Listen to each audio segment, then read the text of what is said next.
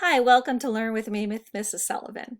Today I want to share with you how to copy and write on documents that were shared with you through Google Classroom.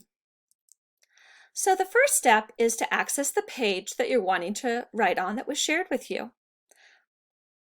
Next, what we want to do is make a copy. So if you look at the green arrow, that's where we're going to go first. We're going to select File and look at the drop-down menu. We want to make a copy.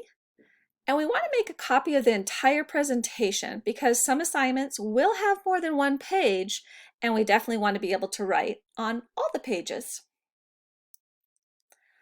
After you've made your own copy, you can tell it's a copy because the title at the top will change to Copy Of. What we want to do now is to go to File once again and go down to Rename.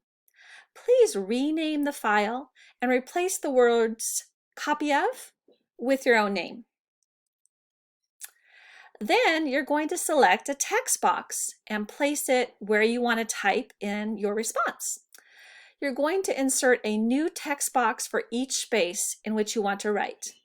Now here you will see that I have selected to highlight my text because my text that I typed went on top of some of the other words that were there. So by highlighting it, which is a little underlined pin looking item that you would see when you're actually typing with your text box, by highlighting it, I can show off my response and not have it get cluttered in with the rest of the page. Then I'm going to go to Tools. And I'm going to scroll down till I get to spelling, and then the tricky part is I have to slide across to find the word spell check. I'm going to select spell check, and then it will check my document's spellings for me. I always want to do this after I've written anything in Google Classroom. My last step is to click the share button so I can share my document with my teacher.